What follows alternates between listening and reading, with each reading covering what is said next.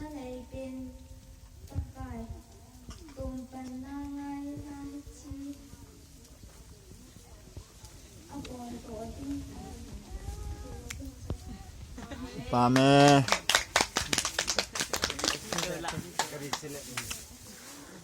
Nala tete ta hoy. Cái comment thêm ấy. Tune serial number 2.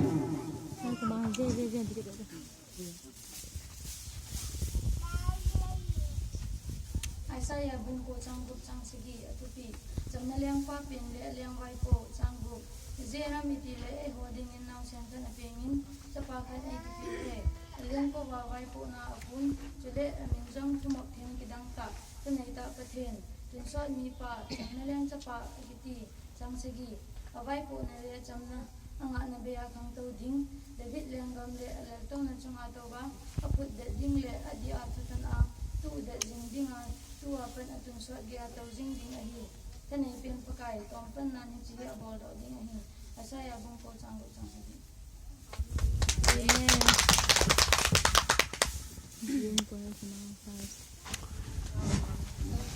Tune serial number 3.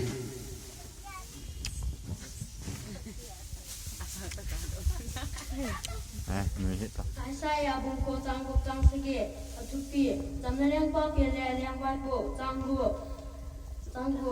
je nam di le ho ding naw sen khat a pe ngen cha pa kha ai di piu ve liang ka no wa vai po na pon to le min jong tu mok the ki dang ta sa nei ta pa ke to sho mi pa jamna liang cha pa ki ti chang sigi a vai po le le jamna nga ne be hang to ding david liang gam le liang to nga to wa tu da ding le dia tu kana tu da ding ding a to pa to so ke to ding ding a hi tang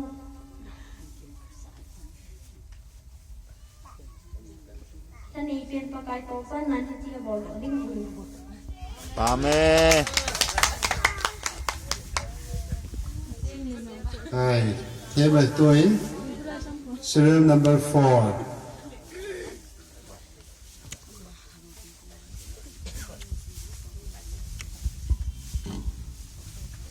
Saya buku sanggup sang sigi atupi sepi sana liang pa pele liang vai po sanggup sini mesti lem ke ai hoding dengan sen kana pengen cepat ai ke piwe ayang ko vai po nam pun silem amin jang ke mak yang kedang ta thanai ta pate tuan ta min pa sana liang cepat ke ai saya buku sanggup sang sigi Pame. Cái comment. To in serial number 5.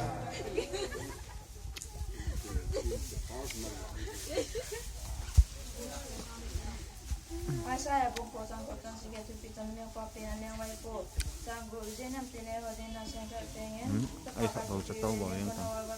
liang ko wa po na pon to le min jong tu mok the ding ki dang ta sen ta pe te so me pa jamna liang cha pa ki si chang sigi awai po na le jamna nga ne be khang to ding le dang gam le na to na chunga to wa apu da din le dia tu ta na tu da jing ding a tu apa to so ge to jing ding a hi ko so ni bien pa kai e chi to pa na bo do ding ni tu na se ta Pame.